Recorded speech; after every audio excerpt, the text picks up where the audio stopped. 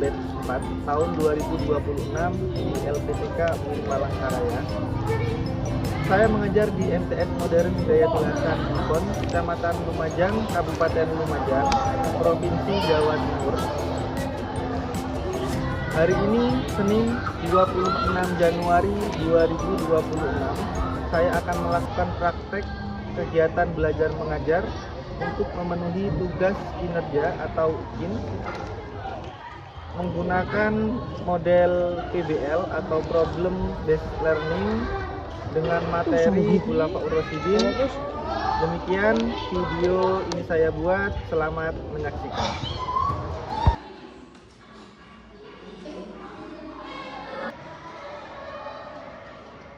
Bismillahirrahmanirrahim. Assalamualaikum warahmatullahi wabarakatuh.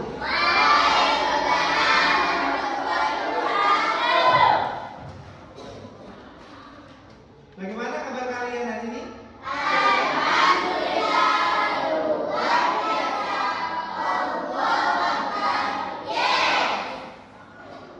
Semoga kita selalu dalam keadaan sehat walafiat.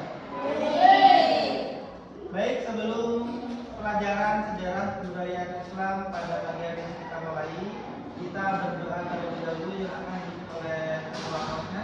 Silakan.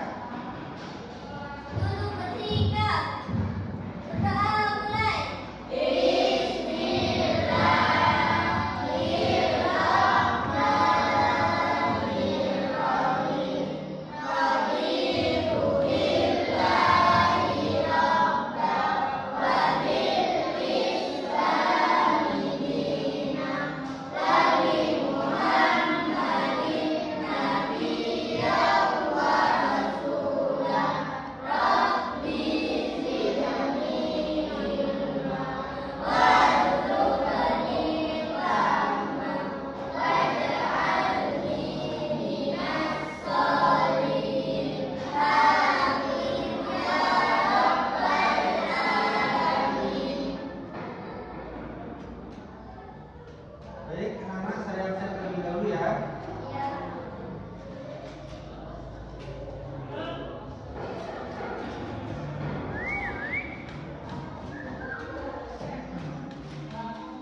Ahmad Wildan, Abdurrahman, Abdurrahim, Ananda Anas, Dedi, Firman, Misbahul Munir, Faiz Farudin, Febri Maulana, Sohibul Kafi, Zaki, Sultan Aulia, Acung Iza, Akila Kairan, Aulia Kulidan, Humayratun, Laila, Nadine, Nur Syafira Ida, Putri Sitisari.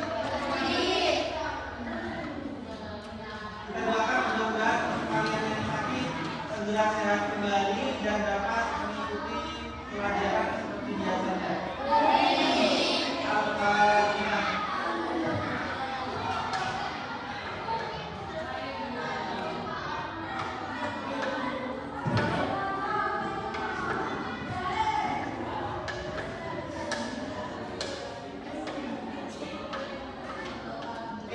Jadi jadwal Rasulullah pada semester ganjil kemarin terbagi menjadi dua. Ada periode depan dan periode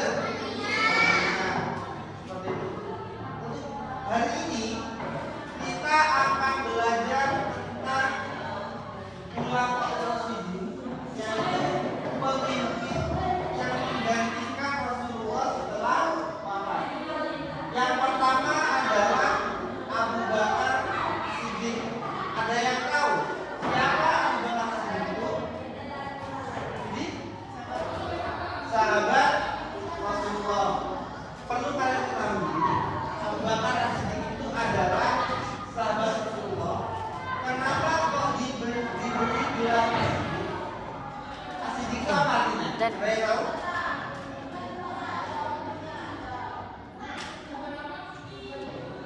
As-Siddiq itu dapat dipercaya. Jadi Abu Bakar itu adalah sahabat, salah satu sahabat yang pertama kali masuk Islam. Juga 10 orang mukmin yang dijamin juga oleh Rasulullah. Baik, anak-anak, sebelum kita ke materi tentang Abu Bakar As-Siddiq, ingat kenapa kita harus belajar tentang SKI, Sejarah Kebudayaan Islam. Paling tidak kita tahu asal usul Islam itu dari mana. Yang pertama. Yang kedua, bisa sampai ke Indonesia dan sekarang kita bisa memeluk agama Islam itu dari siapa? Paling tidak kita tahu tentang.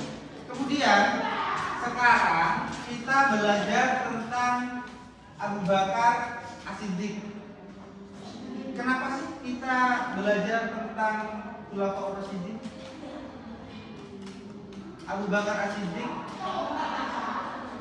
Kita belajar tentang Khulafaur Rasyidin yang pada kesempatan kali ini adalah Abu Bakar As-Siddiq supaya kita tahu Khulafaur Rasyidin itu siapa, bagaimana meneruskan perjuangan Nabi dalam menyebarkan agama Islam. Abu Bakar As-Siddiq itu dijuluki As-Siddiq yang artinya jujur dapat dipercaya. Seperti apa sih kejujuran dari Abu Bakar As-Siddiq itu?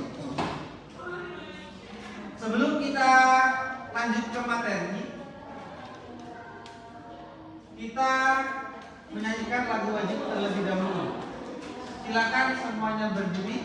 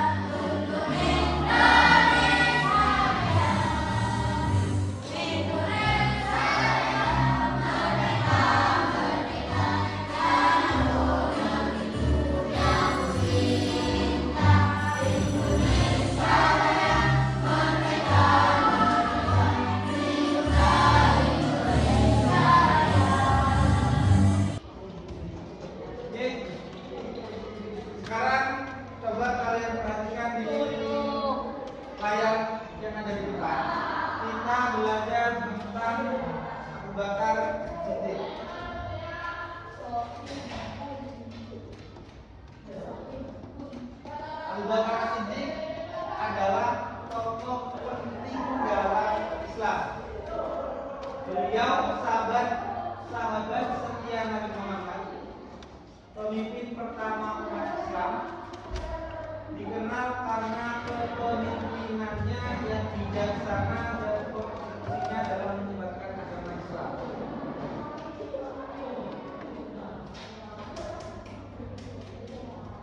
Seperti yang kita bahas di awal tadi, kenapa sih kita belajar tentang Abu Bakar As-Siddiq? Tujuannya adalah meyakini kebenaran kepemimpinan Khulafaur Rasyidin. Itu yang pertama, sebagai wujud cinta sejarah kepada Islam, sejarah kepada cinta kepada sejarah Islam. Yang kedua, untuk menunjukkan sikap jujur dan teguh pendirian sebagai implementasi cinta ilmu sejarah. Seperti yang kita bahas tadi kita. Ya.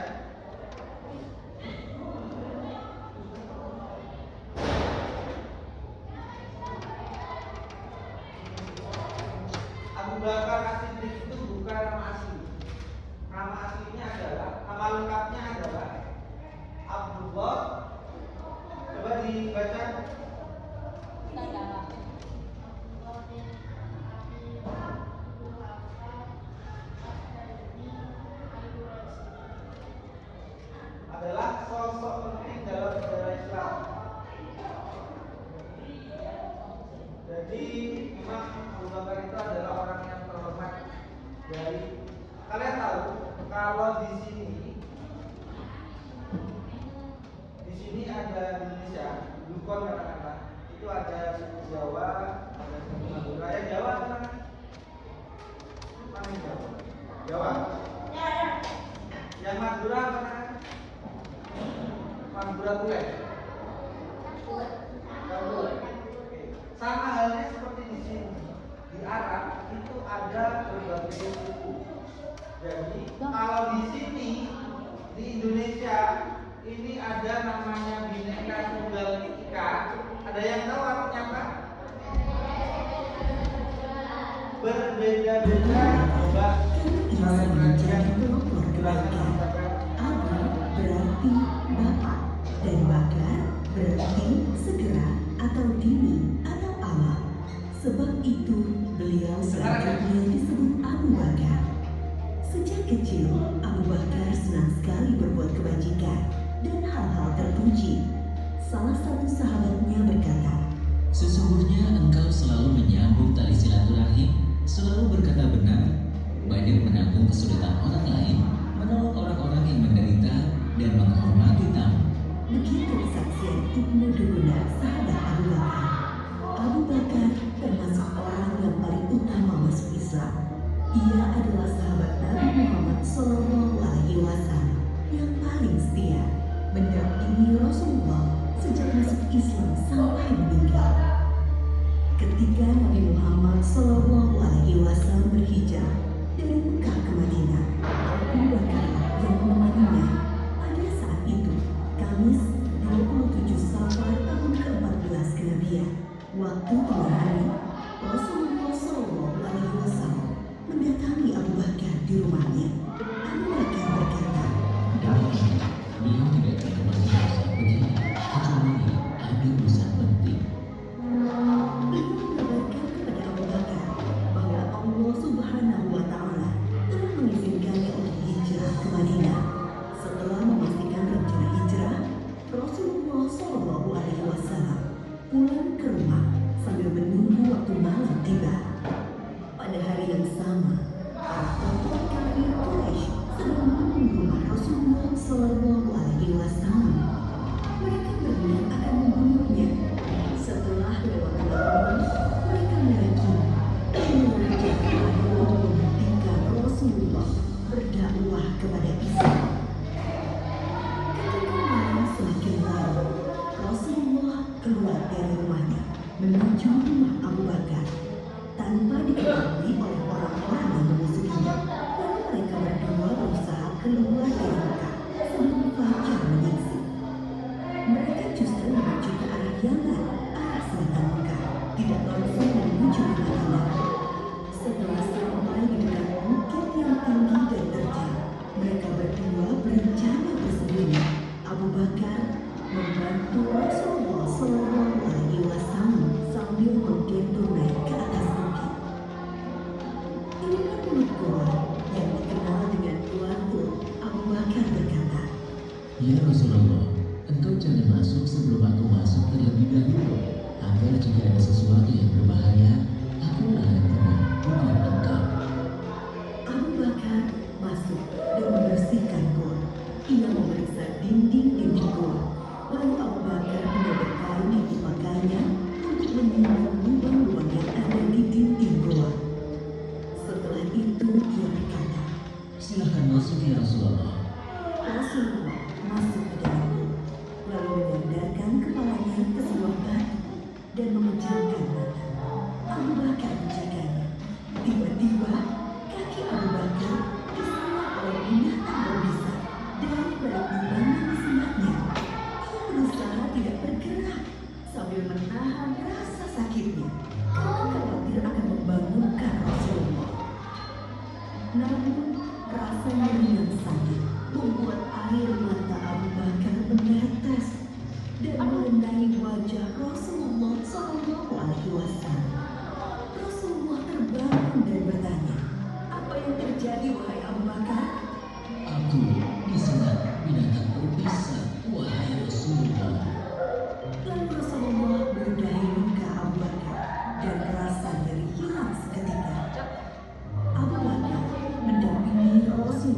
Shallallahu Alaihi Wasallam dalam hijrah ke Madinah selama sebulan, 3 hari di Gua Sur dan 7 hari di Hingga perjalanan. Rasulullah Shallallahu Alaihi Wasallam. Lalu kami bertanya, siapa yang bersedia mendampingi Rasulullah Shallallahu Alaihi Wasallam agar tidak ada musuh yang bisa mendekatinya? Demi Allah, tak satu pun dari kami yang maju selain Abu Bakar. Abu Bakar juga seorang yang sangat dermawan. Putri Abu Bakar, Aisyah menceritakan, ketika masuk Islam, Abu Bakar memiliki 40.000 dinar emas. Ia merupakan seluruh hartanya itu kepada Rasulullah Shallallahu Alaihi Wasallam. Abu Bakar, seorang yang cerdas dan berilmu luas. Abdullah bin Umar pernah ditanya, siapakah yang memberi fatwa di masa Rasulullah Shallallahu Alaihi Wasallam?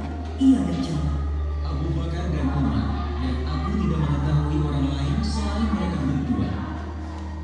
Abu Bakar juga sosok yang paling baik dan utama.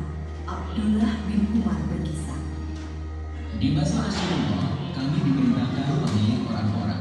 Kami pun memilih Abu Bakar, lalu Umar, lalu Utsman. Dan terlihat Rasulullah Shallallahu Alaihi Wasallam tidak menentang hal itu. Abu Hurairah Tadi kita sudah melihat video tentang pembelajaran bagaimana juga bagaimana teladannya dari Khalifah Abu Bakar Siddiq. Sekarang sesuai dengan tugas kelompok yang kalian dapat, kalian buat lingkaran sesuai dengan kelompoknya masing-masing. Sekarang dan kemana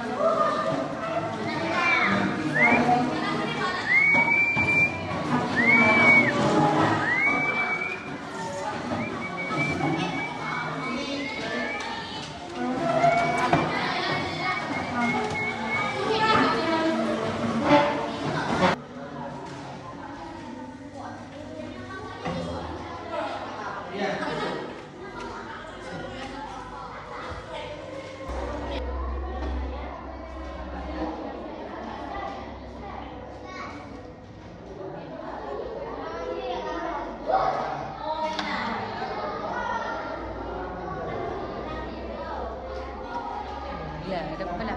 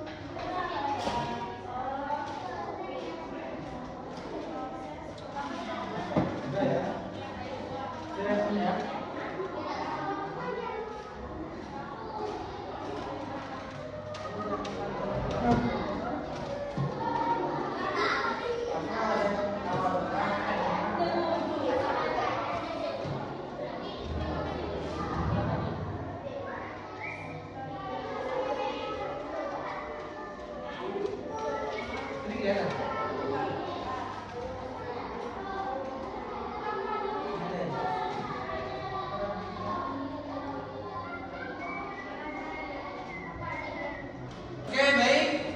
Setelah kalian berdiskusi, silakan kalian persiapkan dari masing-masing kelompoknya untuk maju di depan. Kalian jelaskan, kalian presentasikan di depan tentang materi-materi yang kalian diskusikan di kelompoknya masing-masing. Baik, dari kelompok 1 silakan maju. Baik, anak-anak, tadi kalian sudah diskusi kelompok tentang materi-materi yang sudah kalian diskusikan di kelompoknya masing-masing. Sekarang kita dengarkan terlebih dahulu dari kelompok 1. Ini ada materi tentang perang Badar. Penjelasan dari kelompok 1. Silakan untuk kelompok 1. Assalamualaikum warahmatullahi wabarakatuh.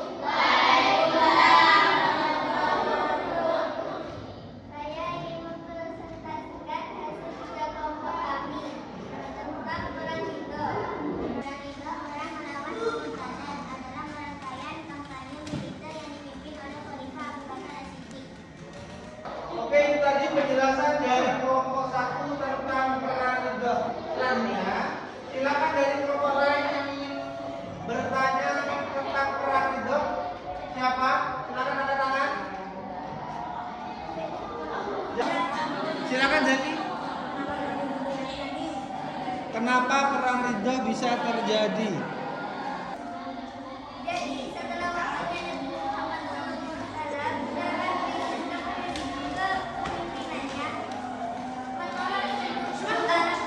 menolak membayar zakat. Dihubungkan Nabi palsu yang kemudian untuk melepaskan diri dari kuasa Madinah. Oke, itu tadi adalah jawaban kenapa perang ridho bisa terjadi. Karena krisis kepemimpinan setelah Rasulullah SAW.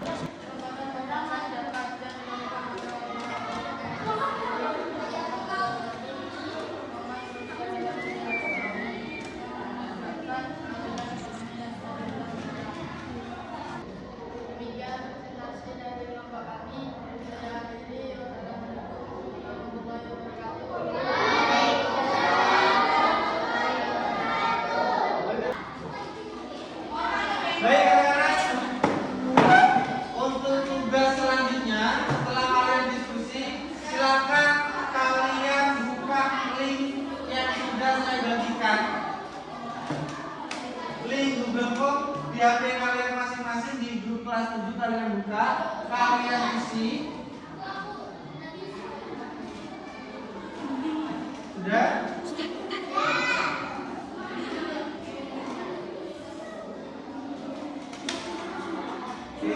Udah ngisi semuanya? Baik anak-anak, tadi kalian sudah melaksanakan diskusi pada zaman Khalifah Abu Bakar As-Siddiq yang banyak terjadi, yaitu terjadinya perang ridho didiskusikan oleh kelompok 1. Kemudian ada penumpasan pembagian zakat atau orang-orang yang tidak mau membayar zakat, dan yang ketiga ada kodifikasi Al-Quran atau pengumpulan ayat-ayat Allah yang baik ditulis di tulang, di batu, dikumpulkan menjadikan satu mushaf pada zaman Sayyidina Abu Bakar. Jadi kesimpulannya, pada zaman Abu Bakar As-Siddiq yaitu terjadi kekosongan kekuasaan setelah Rasulullah wafat, yang memimpin umat Islam tidak ada, sehingga di situ banyak orang murtad, banyak orang keluar dari agama Islam. Kemudian orang-orang tidak mau membayar zakat, terjadilah peperangan juga yang menewaskan atau orang-orang takfir yang menghafal Al-Quran itu wafat pada zaman Sayyidina Abu Bakar, sehingga Sayyidina Abu Bakar memutuskan untuk mengkodifikasi Al-Quran, dikumpulkan menjadi satu dalam satu mushaf. Paham ya? Baik anak-anak, setelah kalian isi, sudah selesai ya isinya? Kalian taruh belakangnya. Kesimpulan dari awal sampai akhir kita belajar tentang Abu Bakar As-Siddiq. Apa yang kita pelajari dari Khalifah Abu Bakar As-Siddiq? Ada yang tahu? Apa? Yang dapat kita pelajari dari Sayyidina Abu Bakar As-Siddiq? Dapat dipercaya. Sayyidina Abu Bakar As-Siddiq adalah khalifah yang dapat dipercaya karena beliau orangnya sangat jujur, tidak pernah berkata bohong. Kemudian apa lagi? Dermawan, terkenal sangat dermawan. Bahkan Tangannya ketok. ya, seluruh Tangannya ketok. harta yang dimiliki oleh Sayyidina Abu Bakar As-Siddiq disedekahkan atau dibuat untuk jihad fisabilillah dakwah Islam. Dan yang ketiga apa lagi?